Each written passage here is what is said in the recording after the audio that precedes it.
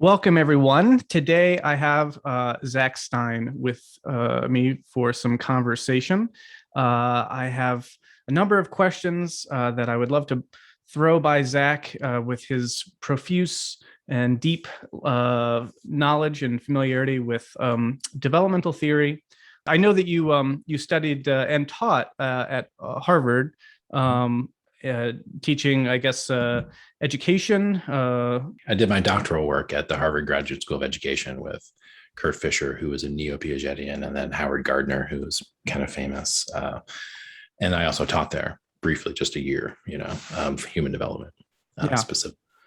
No, and your work with Kurt Fischer, I'm really intrigued by, and some of the developments to development in terms of theory, and I guess probably I just kind of want to jump into some things here, and maybe I can throw out a kind of the situation as I'm finding it, and we can clarify some things here. So yeah, I've been increasingly exploring the developmental theory terrain, reading folks like Robert Keegan, and bought a bunch of Piaget. Of course, there's the meta-theoreticians such as Wilbur, but then there's Commons and Kurt Fischer and Kohlberg, Gilligan, etc., Graves, and a lot of the conversations that happen around developmental theory, stage theories, are very a lot of people are coming into this through, say, integral theory. So there's sort of a secondhand element to this. I don't see a whole lot of direct engagement with some of the primary texts and whatnot. And part of that that sort of more bird's eye view is that a lot of nuance is often lost. A lot of kind of lack of resolution gets introduced. And that can, I think, kind of ultimately sort of deform our theoretization of these processes.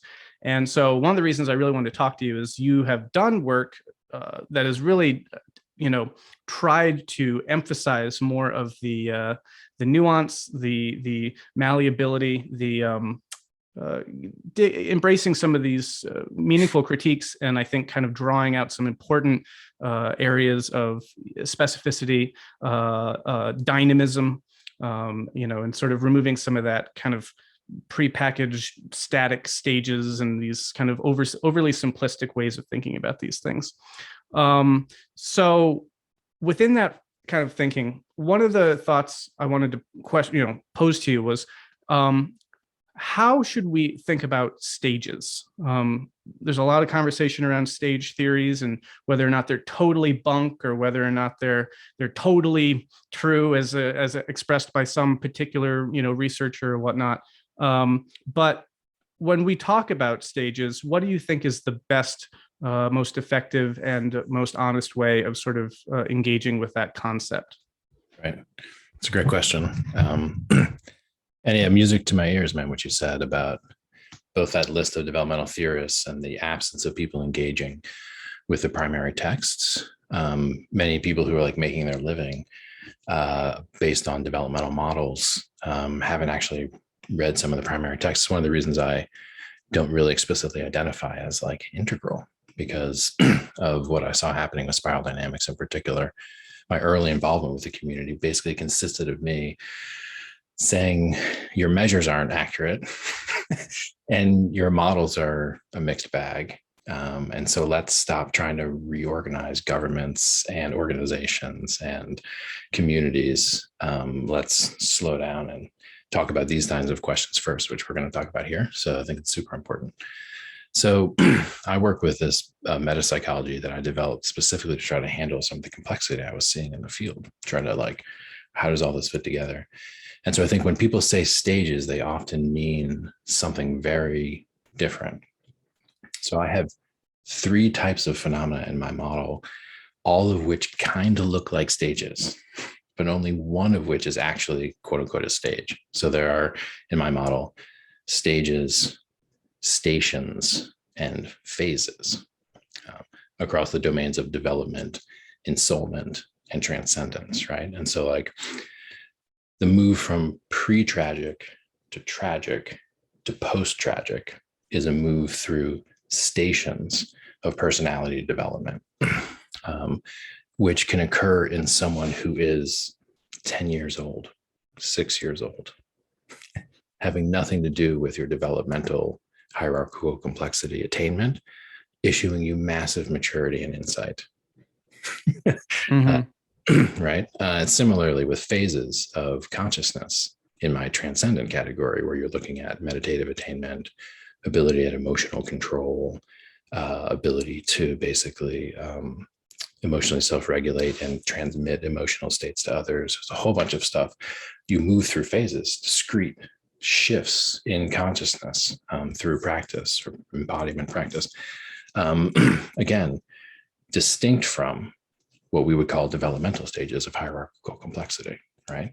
And so when people want to say there aren't stages, often they're seeing something that's true, which is like this 10-year-old kid who's way more mature than that scientist, right? Or this meditative practitioner who can't speak in very complex philosophical language, but who has clearly attained some type of wisdom that is actually in their body that they can transmit to others, right?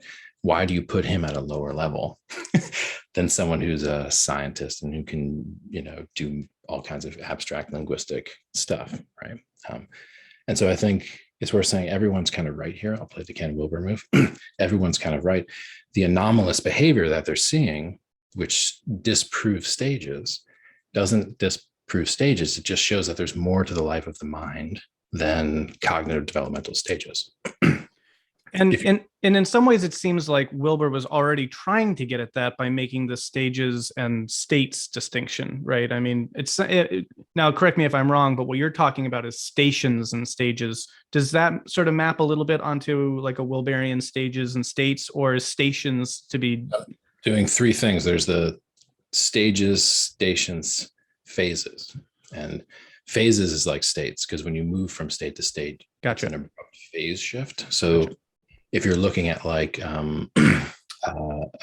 Buddhist sutra where they lay out, 7 quote unquote levels or stages of meditative attainment, I wouldn't call those stages or levels. I would call them phases in the acquisition of the meditative capacity. And this is me being maybe a little bit weird meta theoretical. I'm just trying to sort out the language, because I think some of the problem here is that the stage theorists who say, no, stages are real, are correct. And they're classifying a whole bunch of stuff that happens in the mind as just not part of their theory. And then other people are saying, no, acquisition of maturity, acquisition of emotional regulation, right? That is what human development is about. Mathematic, abstract language, that's not the main event. And they're all correct. And I think a broader way of framing it can help. And then what happens is you get people who are actually looking at stuff like stations in maturation, what I call ensoulment, but they're treating it like it's a cognitive developmental stage and thinking they can measure it like a cognitive developmental stage and that it moves through an invariant logic like a developmental stage. And none of that's true about maturity development in that domain. So I'm seeing it a much broader terrain. I'm kind of not answering your question. I'm saying no, it is an answer. I mean, it's greatly clarifying. It might seem, it can probably strike some folks, if you're, as soon as there's this proliferation of terms, it's like, oh, pedantry and all this, but no, it's deeply necessary, because it's a clarification, and it can avoid these sorts of conflations of things that are going on. So I think it's really important. And one of Kurt Fischer's most important papers, he starts out the paper this way. It's in the Handbook of Human Development, 2006, I think. And he's basically saying that, here's the argument. Stages exist. Stages don't exist. No, stages exist. And he's like, come on. He's like, it's both true and not true. So much of Kurt Fischer's model, the neo-Piagetian model, which incorporated dynamical systems theory and emotion, a bunch of stuff, was to try to accommodate precisely this argument, which is that, oh man, you're both true. Under some conditions, stages are clearly the case, and other conditions, stages don't apply. And then the deeper issue, of course, not deeper, but adjacent, is, do we apply stage thinking to socio-cultural development? Because, and do we apply normative judgments to people at different stages? Because that's a lot of what people are, I think, instinctively reacting to when they're rejecting stage theory is actually the misapplication Yes. of stage theory to questions for which stage theory is not suitable. The most classic one being socio-cultural development.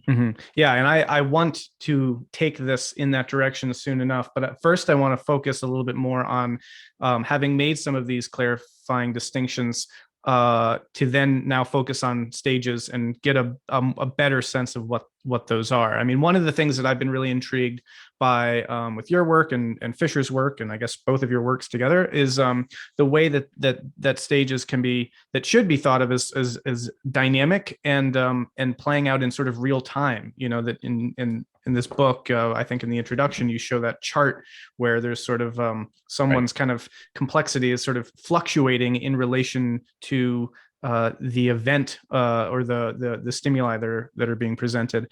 And so it definitely kind of upends the notion of stages as being this sort of, you know, static kind of, you know, general kind of way of being. And I want to ask you about this too, because, you know, people will use the language of someone's at a stage or their center of gravity is a stage or whatnot, which these sort of more dynamic understandings would seem to problematize. So I guess putting all that into a question or an invitation, I mean, share a little bit about how stages are best understood and whether or not, or the degree to which it is meaningful to talk about being at a stage or having a center of gravity, if at all. Interesting. Yeah. So, and this is how you can enter in, because you can say, okay, I'm not talking about personality development and ego development, basically. And I'm not talking about meditative attainment and emotional self-regulation. So assuming the person's motivated and can focus and they're performing a task. And this is where Kurt gets very specific. He says, you know, what you think of as a stage is this dynamically constructed capacity, relation between organism and environment, and the system of or sequence of inescapable prerequisites to accomplish the thing you're trying to do. So it's about the task demands of very specific performances and the sequence it takes to achieve those. It's not about being at formal operations or being at concrete operations. It's about the type of learning that's necessary to accomplish a task that's hierarchically complex. So for example, like tying the shoe, classic example of a sensory motor skill, which has several sub stages, right? Not sweeping holistic statements about people's cognition, but like first you have to be able to have the sensory motor capacity to grasp the strings, see them as distinct. You need to, if you can't do that, then you can't take the next steps, right? Full stop. It's a sequence of acquisition of learning. It's a necessary step and set of prerequisites. So you learn to hold the strings. You learn to fold them over, right? In the crossing pattern. And then you learn to make the bows, and then you turn the bows over, and then you pull it together, right? Each of those requires the prior. And some of those actually require understanding the whole thing a little bit broader than just an immediate next action, right? So it becomes a sensory motor system that's acquired through a series of micro developmental stages. Now, here's where Kurt gets super interesting. Kid does that. He does it 10 times, right? And then he's late getting out the door and he's crying and he hasn't eaten breakfast and he can't tie his shoe.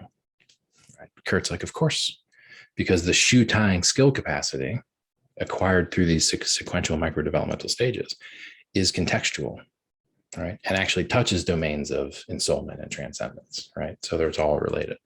So he's saying that, yeah, you know, when it was shown by Piaget that kids acquired these skills in these sequences, and then in another experimental context, it was shown that actually younger kids could acquire those skills.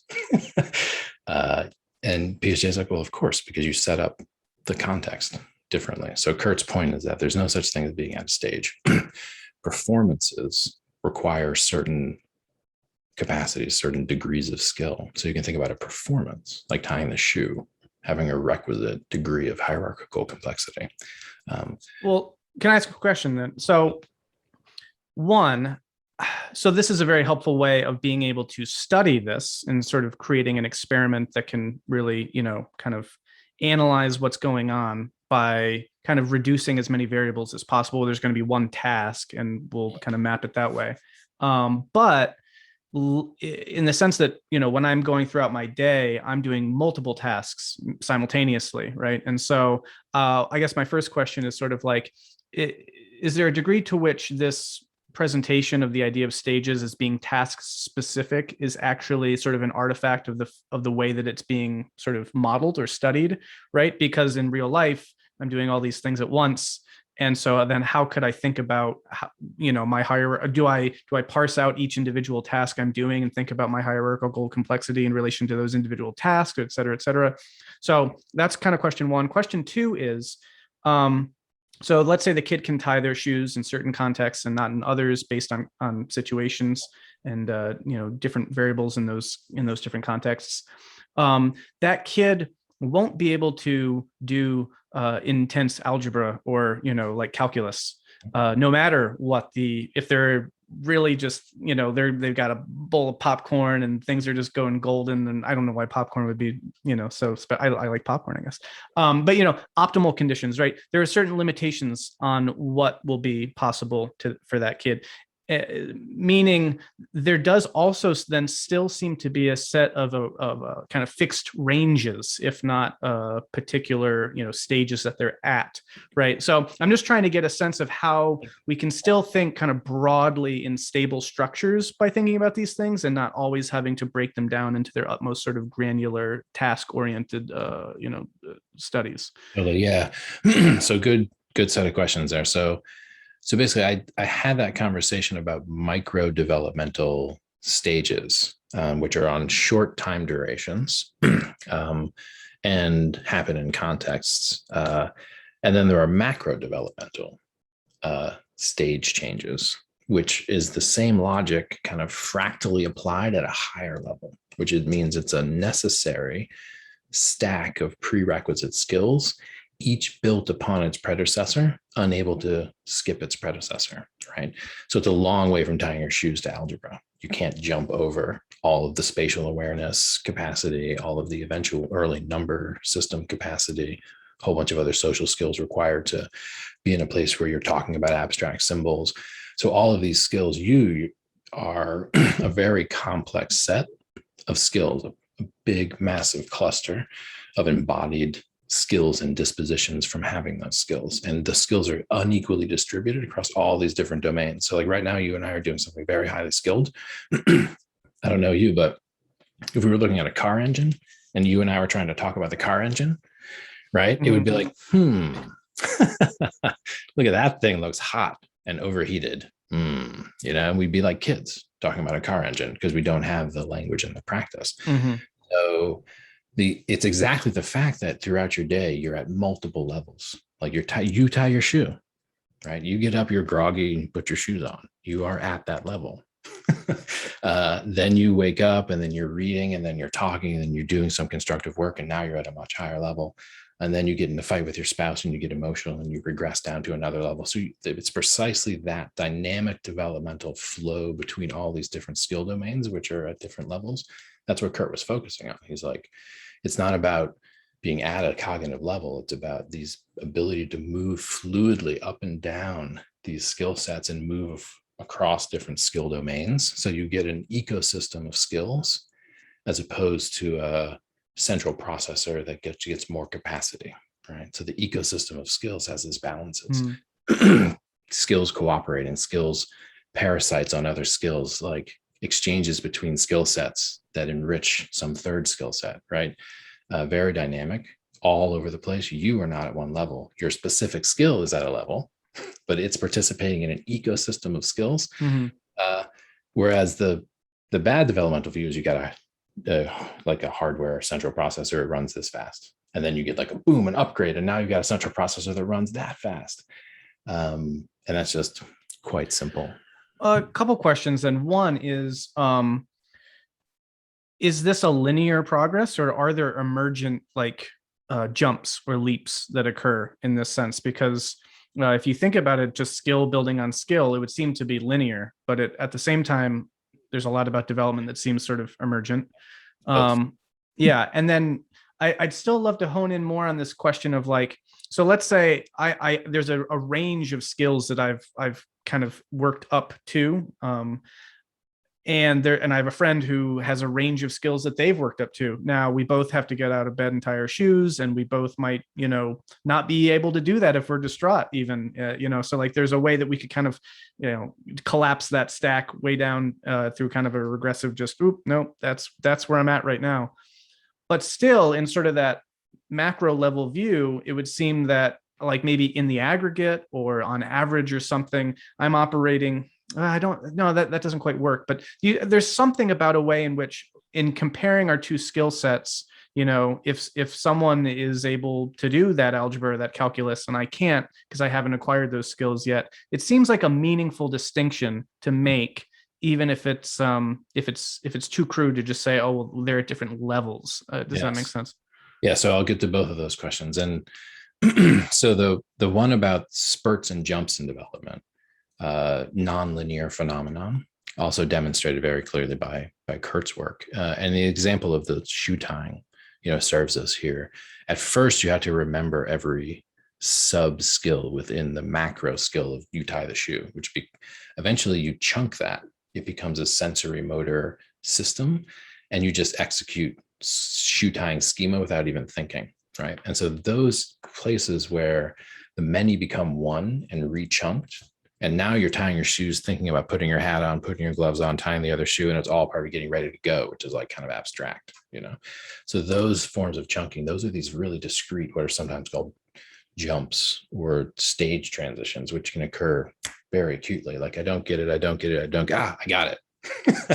And the amount of time you weren't getting it compared to the duration when it happened is a jump. So that happens repeatedly, again, fractally. So it happens at the level of the micro developmental changes in the minutes and hours.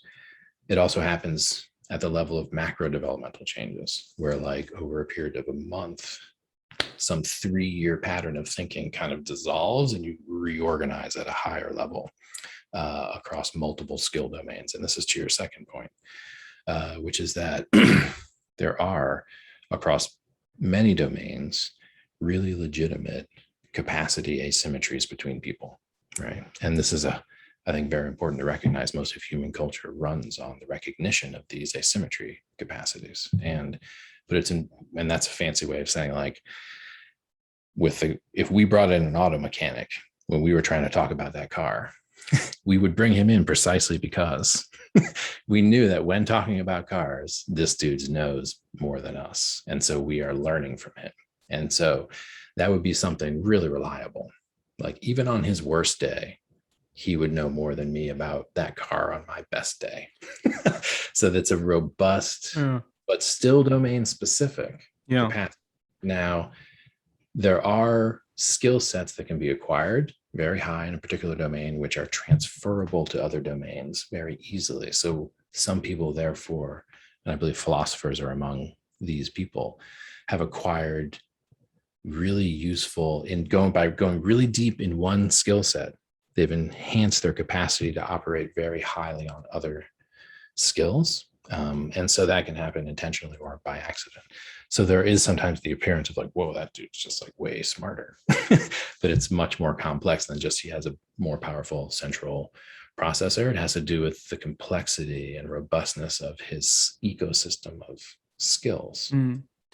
Even that dude needs to be able to get the fuck over himself and get a mechanic in there if he doesn't know how to fix the car. So there's always that lurking sense of like, we're misdiagnosing someone if we just point to their stage attainment as being the stage they attain under most optimal conditions in the domain they're most familiar with. So here's a thought experiment then. Let's say, and I don't know how, but you totally pegged me on not having any idea how an engine works. But yes, so a thought experiment is this. There's someone who has been working with cars, their whole life. So they've got that skill background and experience. And then there's another person who's just like a brilliant, I don't know, quantum mechanic, a quantum mechanic, right? So you got the car mechanic and the quantum mechanic. So the thought experiment is, okay, let's say you could do this sort of like matrix style, plug in the quantum mechanic to like a computer, and they just sort of and there's a lot of problems with the thought experiment, but just bear with me for a second. So he just downloads the whole schema of how an engine works. Okay. And so now he knows how all the parts go together.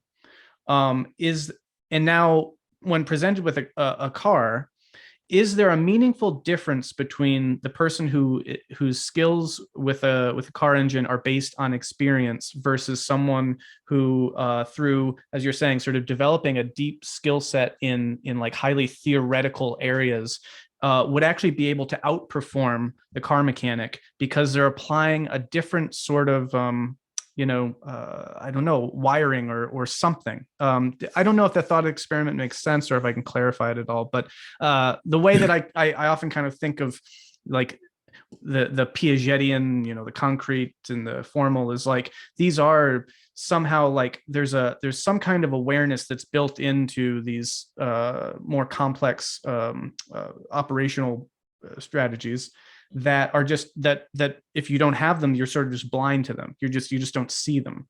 And so I'm trying to kind of, all things being equal, as it were, is there some mechanic, or I don't want to use that word, is there some structural way that there's a reality behind that sort of idea, or is it all experience and skills based? I don't know if that makes sense.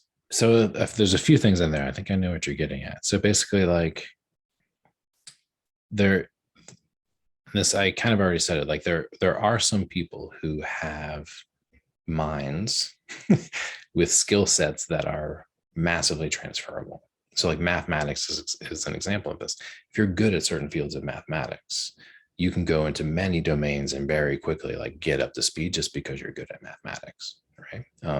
And so those people would have much more quote unquote powerful minds just by virtue of having acquired that specific skill. And so there is something about the kind of halo effect that the acquisition of certain capacities in certain domains have that make us think that there's this kind of like at a certain point, a switch goes on. And now you've always got this kind of higher level thing beaming in your mind that allows you to illuminate everything below you.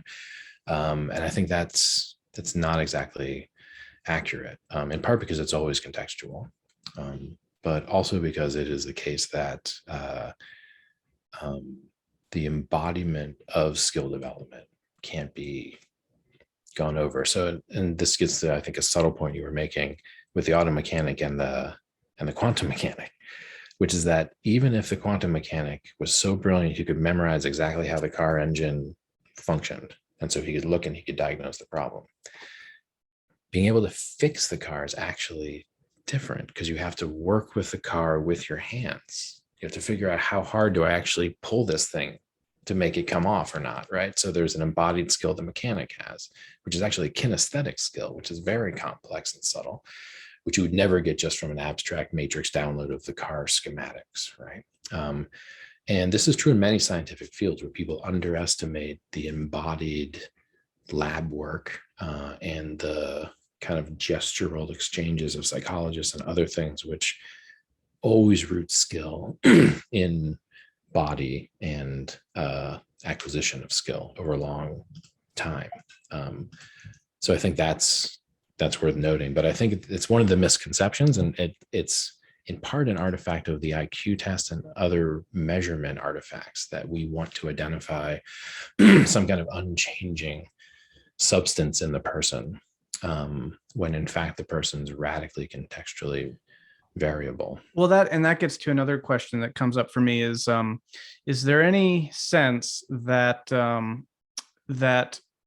so a lot of what you're saying is that yes, it's highly contextual, it's highly based in environment and in the kind of hackneyed and cliched and ridiculously reductive sort of nature nurture sort of thing. It would be more sort of the nurture, but then the question is sort of is there a nature basis for the field or the range of state or stage complexity that a person can attain? Has that been studied? I mean, for IQ, which I know you think and have articulated as a very kind of problematic metric, but there's a lot of So, there are claims that there's a lot of good empirical evidence that IQ is tied to like a genetic heritability element there, to the order of, I forget exactly what. Yeah, and I'm curious if there's similar kind of correlations when it comes to stage complexity. Yeah. So again, it's a deep issue, and it's interesting the way what developmentalists have been trying to say for a while is different from what the IQ guys have been trying to say. Now, I'm not the gospel of developmental psychology. This is actually a heterodox view, which is pioneered by Kurt. Other people like Pasquale Leone, who had this theory of M power, which is very much like an IQ-like notion, very much you're describing, like M power just grows. And people with more M power just have more M power. Which is like mental power. It was a combination of like ability to hold attention and to hold complexity at the same time. So there's just like a general trait of holding attention on complexity, and that just growing, and that's being measurable and fairly consistent across context, right? So I think it's not a bad model. I'm, as an educator, more interested in the micro developmental, stage dynamical, context variability, and then the interface with the other domains that I've laid out of transcendence and ensoulment. So in that sense, I'm kind of problematizing some of the key constructs. Now, that said, none of what I've said has ruled out the fact that some people, by virtue of the macro developmental stuff, end up being like really, really, really highly skilled people. And then other people, by virtue of those same processes, end up being less skilled, right? Again, there'll be some place where that guy knows something the other guy doesn't, but in general, across the vast majority of domains, that dude is just quote unquote smarter, right? So though I've not denied that, I've just said that the best way to understand that is not that he's got something that he just inherited that made him smarter, but that actually it's a very complex process of what's been given and what has been experienced and metabolized. Yeah. So, okay, so I'd love to then move into this. You brought this up earlier, and I wanted to touch on this too, or not just hopefully more than touch on it, but really kind of go in a little, do some deep dives into this issue. The connection between I forget exactly how you phrased it, but the socio-cultural component of this, right? So in the kind of Wilberian model that he develops, it's sort of like kind of basically mapping the Piagetian stages onto sort of cultural, evolutionary, and intellectual history, as it were. So there'd be this sort of basic idea, right, that like, well, primary stage thinking sort of develops, 50,000 years ago, and then, this sort of a thing. So speak to that, hopefully elucidate, clarify, and help me through some of that. Yeah, totally. So this is a very, very important issue. It's classically framed as the ontogeny recapitulating phylogeny issue, which is to say, do the developmental processes that characterize the single human from embryo to adult also characterize the humanity itself from its, quote unquote, infancy and the dawns of prehistory to, now? And so for a very long time, the answer was just simply totally yes. And by the way, not just in our culture, like in many cultures, there was an intuitive sense that at least civilizations, if not humanity, went through some kind of arc, like a life cycle. So there was a deep intuitive idea there. Then when Darwin came and others, and you get the evolutionary view, it got more specific. And then it got so specific that you started getting these very detailed stages of socio-cultural development, right? And who was doing that sort of work? Like, who was putting that stuff out? Was there any particular folks that were sort of like, I don't know, equated with or representative of this school of thought? I mean, it's interesting, right? Because David Graeber's new book, The Dawn of Everything, covers this conversation specifically. And his argument is essentially that the idea of justifying our current civilization as being at the end point of some inevitable stage-like sequence of sociocultural development was actually articulated first in response to the philosophers from the American continent, which is to say the indigenous American philosophers from the First Peoples nations, right? It's a very interesting argument, which is to say that we had to begin to justify our way of life in response to a very different way of life. And one way to do that was just to simply call it primitive. And so there's this very strong counter in anthropology to the argument. But that said, there are ways of analyzing, again, probably best understood as micro-developmental, things that occur in societies that are clearly developmental phenomenon and that have stage-like sequencing to them. Again, the problem here is to over-essentialize and to use broad sweeps and to have those broad sweeps have normative connotations. But there's nothing wrong with talking about a particular culture in a particular place evolving and going through stage-like transformations. Like when I think of like the Bengal Renaissance, right, which eventually gave us Gandhi and Aurobindo, but began with these poets and philosophers from the Hindu tradition, like Vivekananda, who encountered the British imperialism, right? And you can look at what happened in that culture, and the whole Indian culture goes from one way of thinking about the world to like a very different way of thinking about the world. And so I think the concern has been, like I said, the oversimplification and the normative arguments about it. Habermas's view, where he applies Kohlberg's model to look at actual constitutions, is one of the best I've seen, because what he's doing there is not looking at the zeitgeist or artistic works. He's looking at actual written legal documents and using Kohlbergian psychometric techniques, basically, to look at the level of moral development in the constitutions themselves, and showing that, like, moving from medieval Europe into these our Enlightenment constitutions, this is better.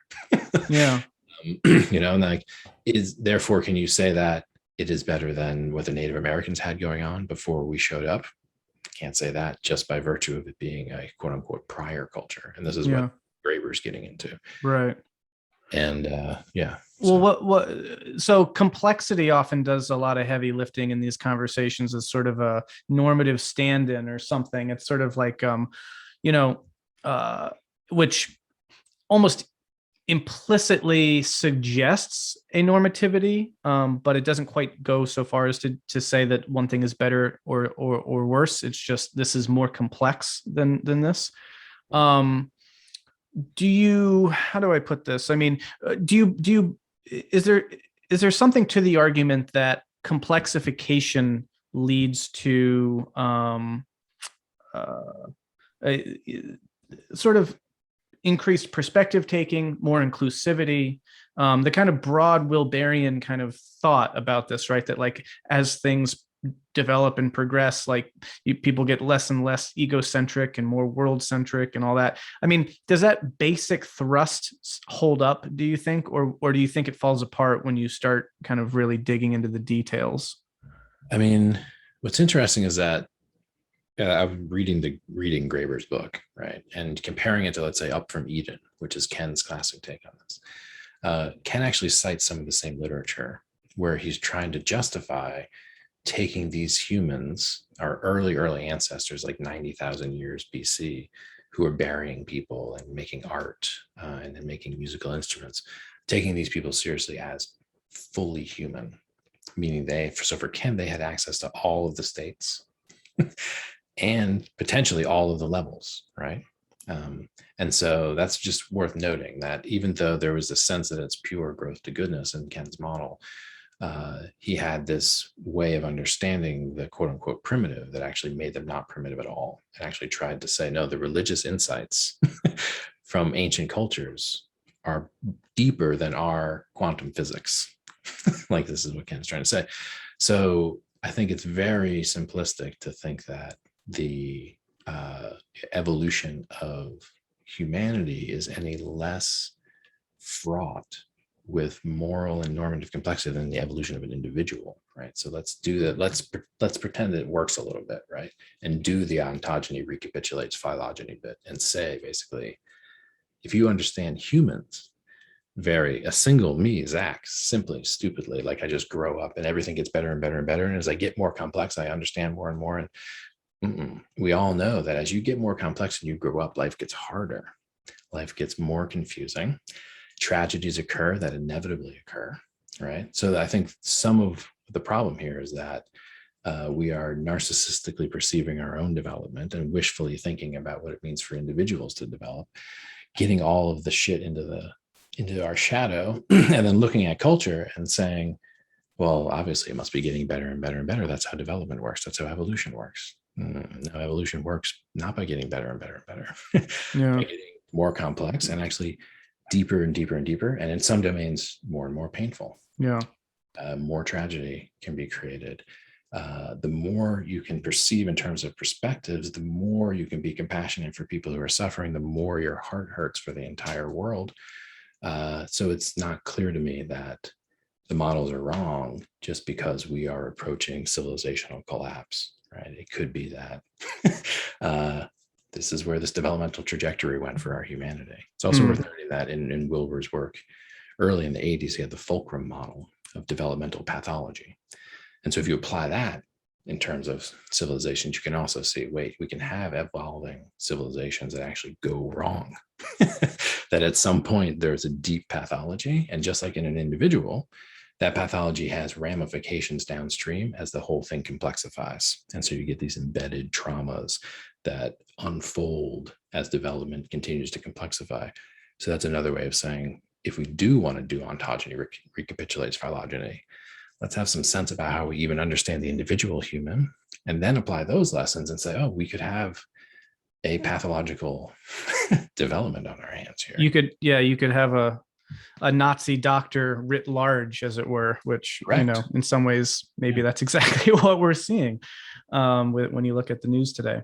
I mean, what do you think in the attempt to try to avoid the oversimplifications? I mean, heuristics are so hard, right? They are stereotypes, but they're useful ones.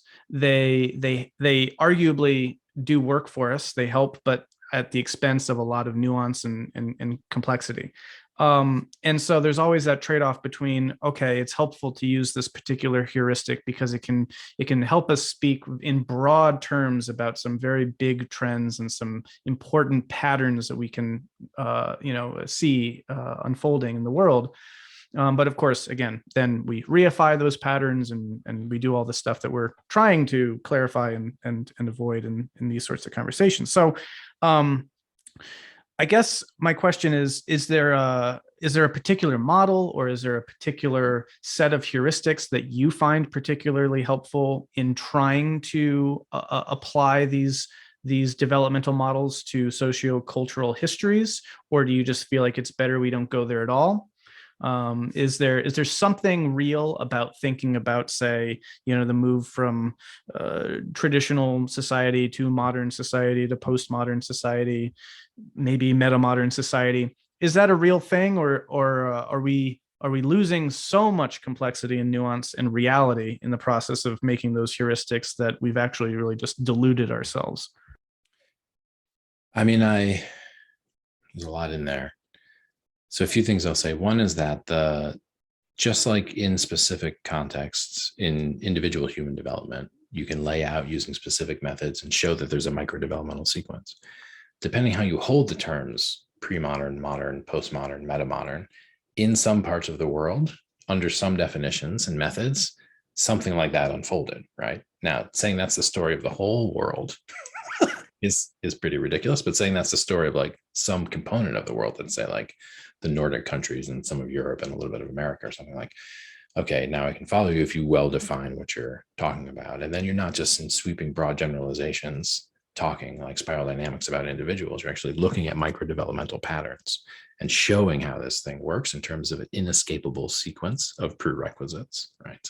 So it's not impossible to do that in sociology.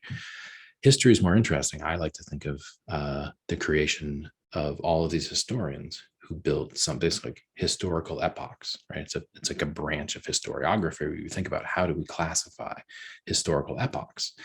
For me, that's like almost like a question of like in the ensoulment domain, if we want to do that, right? And saying that like in one sense, there's many ways to look at history. And there are actually many valid ways to think about different historical epochs from different perspectives. So I think that's useful. The deeper thing here is that even when talking about individuals, I almost never talk about where someone's at a particular stage or use staged language. I talk about dynamics of teacherly authority.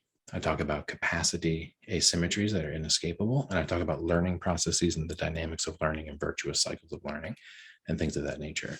Because these are processes that apply no matter what developmental level you're at, that are important to understand across the whole scope of human development, and that don't over fetishize particular names for particular levels, but see the levels as actually emergent phenomenon from deeper processual things. And the deeper processual things are learning, which happens micro and macro, and the teacher-student, teacherly authority, asymmetric capacity, inevitabilities, which are the kind of stew that we cook ourselves in. This is not a good metaphor, but it's the stew we metabolize to grow as learners. And so I think similarly in socio-cultural development, learning processes, this is one of the greatest Habermasian insights.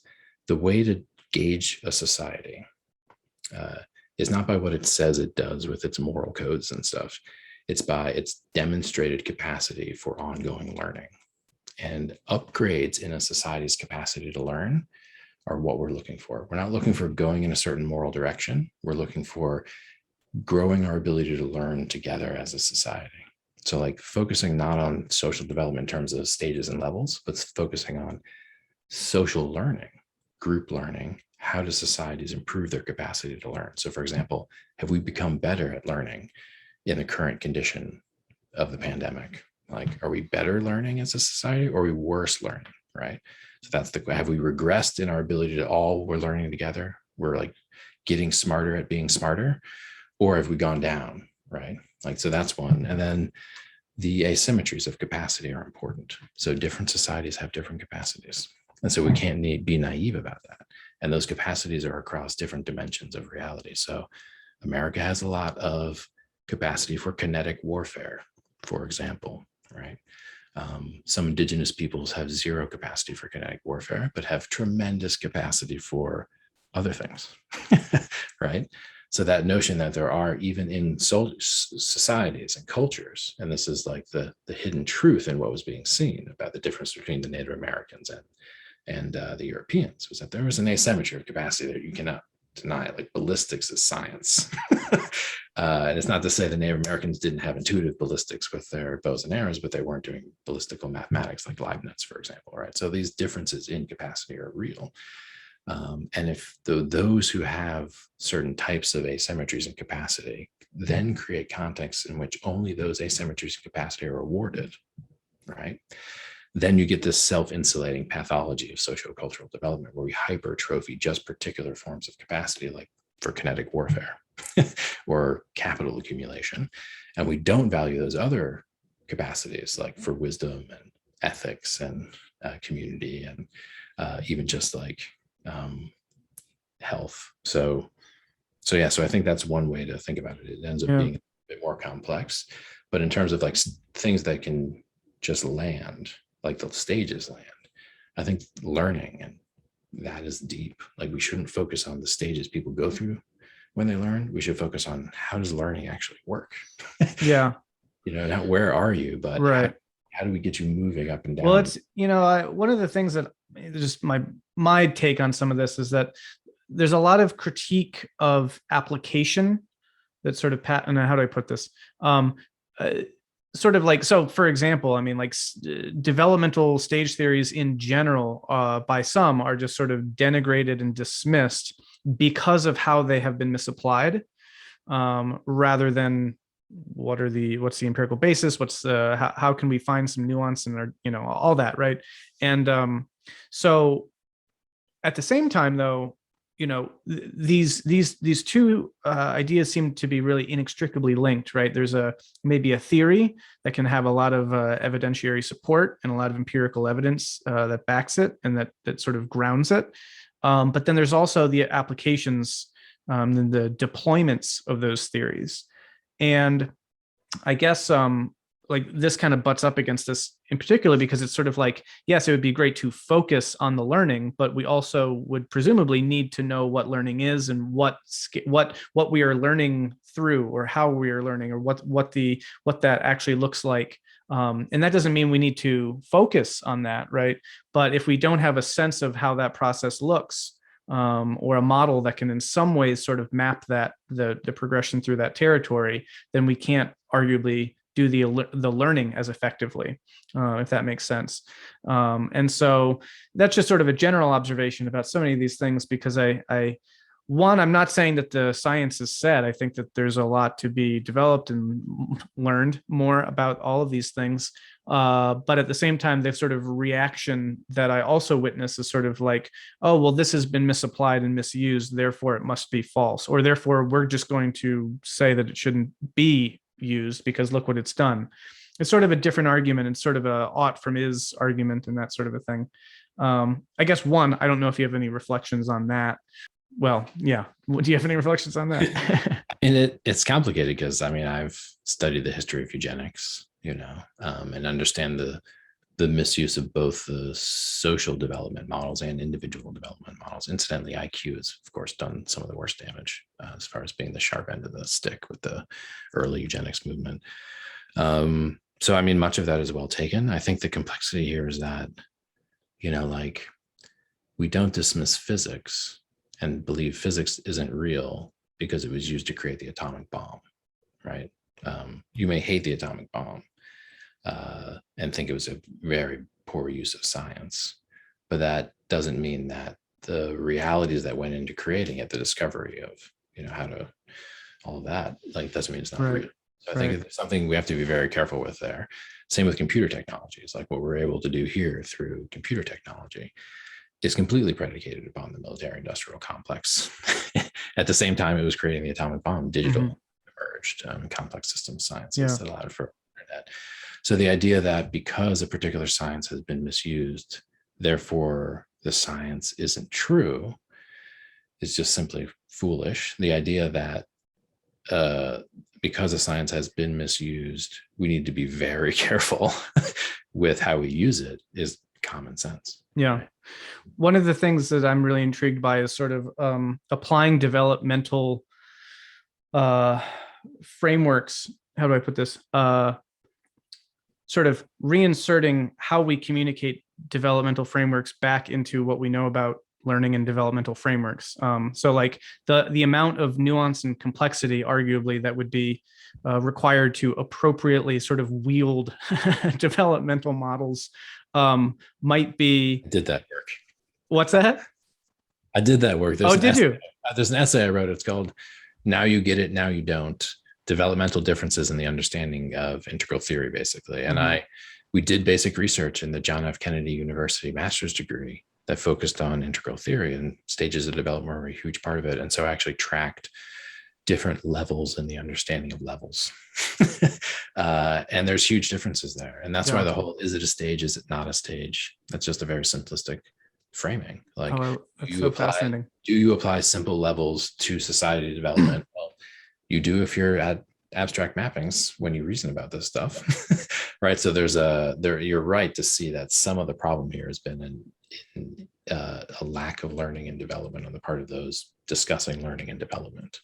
Now, that's not to dismiss all the arguments. Like I said, I've studied the history of eugenics, and I've studied the misuse of psychology across the board.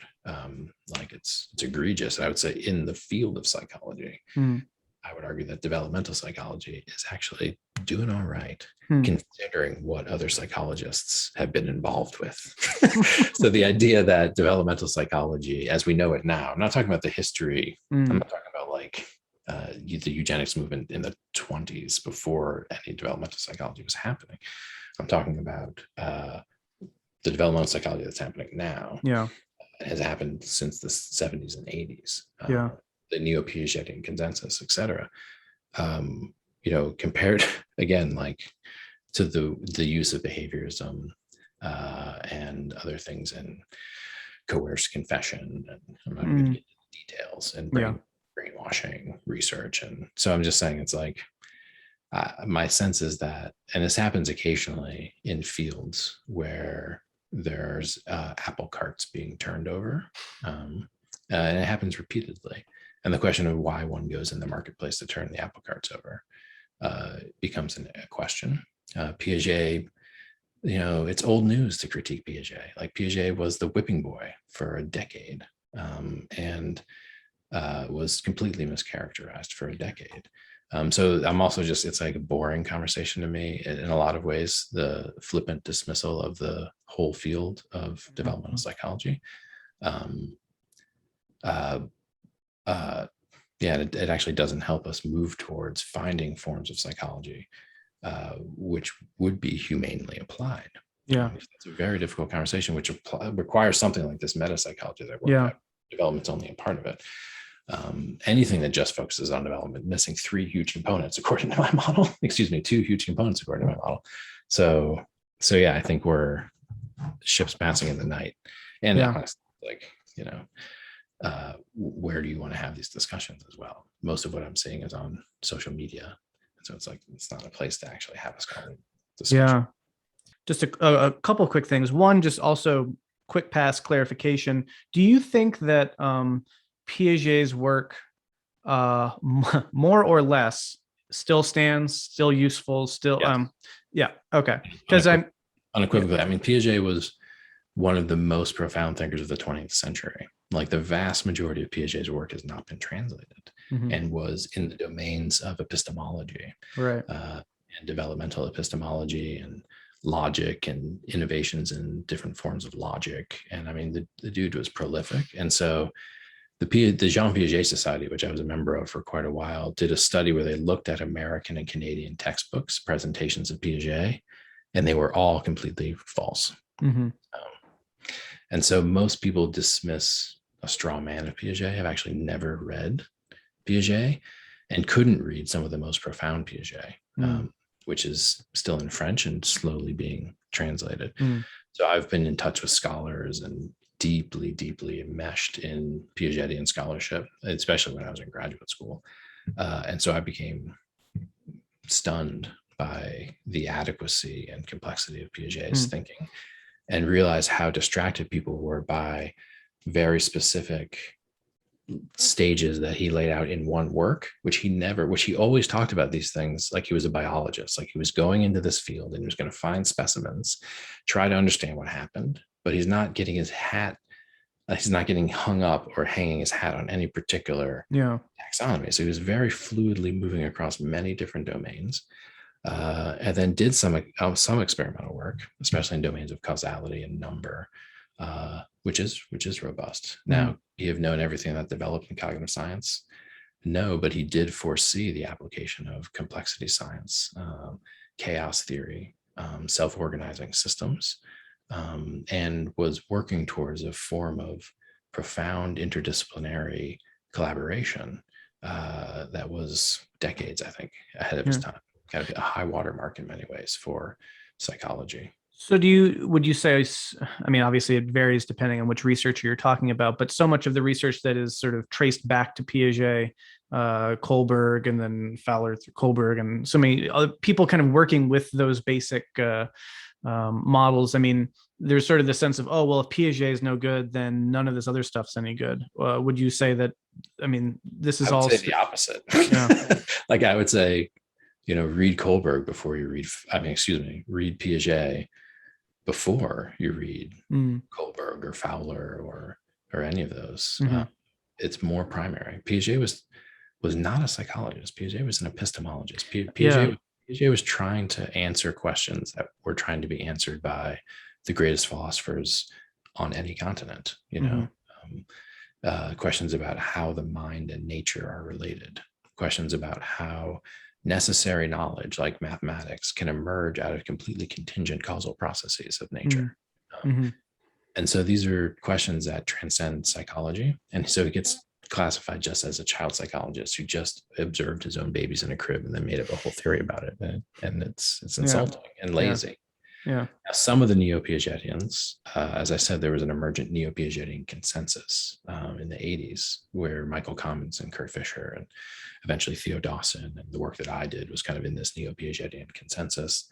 Then you have the moral developmental tradition that emerged from Piaget, which is Kohlberg and Elliott Turiel eventually at Berkeley, and Rest and the defining issues test and other things. And much of that is good, but with the exception of, I believe, Fischer, at basically a lower level of complexity than Piaget. Some places in Kohlberg where it's just killer. Kohlberg is amazing, but Piaget was in a whole other. Yeah. All right. So rapid fire here, because I know we don't have too much time. So a couple questions. One, do you think that it's fair to speak in the way that Wilber does about a sort of general altitude developmental field? Is that basic idea of the sort of abstraction from all these distinct developmental models into saying, hey, they're all basically going through a similar progression here, and we can refer to sort of the abstracted developmental altitude that all of these different lines are going through? How much of that do you feel like holds up? So I would say in my metapsychology, if you're just looking at development, that's not a bad meta-theoretical construct. Mm-hmm. If you try to apply that logic to phenomena that exist in the domains of ensoulment or transcendence, Mm-hmm. you're going to have a lot of problems. There's not one universal altitude for the whole person. Yeah. Do you think that there's anything meaningful to be gained by trying to situate socio-cultural development in that altitude space? Is that a meaningful endeavor of thinking about it in that way? Not phrased that way. Sorry. Like there's a way that you can look at, there's a way that, for example, you can use the model of hierarchical complexity to look at very specific cultural artifacts and take samples of those cultural artifacts. Like there's a way to use the complexity lens to look at, I would think, micro developmental phases in civilizations, right? I think you could do something like that. Gotcha. But to say in general that, like, long ago on the African continent, like 10,000 years before Christ, that those civilizations were by definition necessarily. Yeah. I just think we've been here for so long, and we've had basically the same brains for so long. Right. That in different domains, not in the socio-technical economic domains that we've built up all this complexity, right? So forget that. In that sense, yes, like we have more sheer complexity, but in other domains, take the medieval Tibet, like the interiority and the complexity of the experience of interiority shared by an entire culture probably outstrips our accomplishments in science and technology. Going out on a limb saying that, but it's like, and that you could imagine those types of cultural phenomena where a culture, society identifies a particular value and optimizes for that value at an incredible rate of motivation and capacity. And so this is basically Graeber's argument about the indigenous peoples of the North American continent. They chose to live this way. That they were optimizing for values very, very different from the values the Europeans were optimizing for, and were actually doing a great job. And do you find Graeber's book generally convincing on the whole, or? I do, actually. I've read everything that Graeber's written and found him to be meticulous. Controversial and sometimes a little sweeping. And some of the archaeology he's citing and some of the other studies about early human origins I've been aware of, and I'm a fan because he just decimates Pinker and the better ancient nature, which is absurd. So, all right, one more quick question, and then a more kind of heady philosophical one. The quick question is that neo-Piagetian consensus you're referring to, is that sort of the commons model of hierarchical complexity? Is that sort of now just kind of the gold standard of kind of what Piaget almost kind of would have developed if he'd lived another century or so? Or well, so the neo-Piagetian consensus was a cluster of models, each of which was very different, that all kind of were looking at a similar set of phenomenon. And I think Kurt Fischer's work better represents what Piaget would have been doing now. Michael Commons is a mathematical psychologist and a reductive behaviorist. And so the model of hierarchical complexity is it's like a thermometer. It's not like a robust model of how an organism works. It's like a thermometer for measuring the temperature of the organism. Whereas Kurt had a whole robust model about how the whole organism grows and develops in context with its environment and these dynamic cycles and that's more what Piaget was going for. But Commons's ruler or thermometer, which Dawson eventually psychometrically refined and in conjunction with Fischer, maps with Fischer's levels. So there was deeper consensus of underlying structural phenomenon, which were identified both at the micro and macro developmental levels. that's the kind of neo-Piagetian consensus. It's been best operationalized by Lectica, thanks to Theo Dawson's tireless efforts, operational in terms of assessment. Yeah. But it was best used for educational practice by Robbie Case in a project called Right Start or Head Start. I forget which one it was, where he used his knowledge of mathematical development and mathematical stages of development to build an early childhood curriculum that to this day has some of the most profound effects on gains for marginalized students in inner city schools. And it was a very simple intervention based specifically on that way of thinking about how sequences and is this the Head Start program that was all in the news and getting people all, or no, that was Common Core. Sorry, I'm getting them confused. Yeah, no, this was a small okay. Out of Canadian program, but it was a great application. Gotcha. Of the basically, and I'm not going to explain it, but the point is that there are humane applications of development theory. So my last sort of big question is, one of the things that I think is attractive, maybe seductively attractive about these developmental models is they have a kind of meta narrative element to them. They explain. They're a narrative for explaining narratives in some ways, right? It's like, oh, this narrative, I can, that's a typology. I can classify this narrative as coming from, and however you want to call it, right? And however people have used the developmental models to come up with the different heuristics, right? Oh, that's green, or that's, mythic membership, or that's, whatever. But I'm also deeply intrigued by this, and I'm in sort of self-admittedly seduced also by that meta narrative capacity, especially at a time when we are so lacking in meta narratives and some helpful tools to make sense of the world. So I guess I'm curious, one, if you find that there's a particular expression of this in a broad heuristic sense that you feel like is generally able to do that. And what I mean by that is sort of, there's the integral model. Now there's this metamodernist take on these things. I don't know if you think that the metamodernist take brings a little bit more of that needed nuance, or maybe misses other crucial factors, or maybe they're both out to lunch. But broadly speaking, if you just had any reflections on sort of thinking about developmental frameworks as a meta narrative framework that people can use to make sense of the world, make sense of their lives, make sense of history, make sense of religion and different forms of religious engagement, and sort of the big questions of ultimate concern. Go. I don't know what to say here. I mean, you hit the nail on the head when you finally got to religion and ultimate concern, which is that, frankly, a lot of what guys like you and I are doing is kind of like scraping for some kind of new religion in the context of this like deeply secular kind of crazy world. And so in that sense, the profundity of some of the truths revealed in these developmental models, and that they're aspirational, and that they account for teacherly dynamics and the power of learning, and that they put front and center the want to improve oneself, and all of these things make them kind of slot into the psychological need structure of the religion. But it's like a religion that's not a religion, to use these terms, right? Right. In that sense, it's like, that's why I was attracted to all of this theorizing. It was like a holistic way of understanding how the human could basically move through the world and perhaps improve themselves. And so in that sense, the developmental tradition, and I think particularly these traditions where you don't have a built-in capacity limit, that you are autonomously learning and growing in context of your life. So there's an empowerment that comes from the constructivist developmental traditions in particular. So in that sense, I support them. But again, that's 1/3 of my picture, where you also have ensoulment and transcendence. So where in development, you are growing and you're becoming more capacitated, and you're moving towards what, right? Towards endless growth and perfection of yourself. Like, because then there's this domain of ensoulment where your whole personality system realizes that you're moving towards death. Whoa, full stop. That's the opposite of what all the developmental narratives tell us.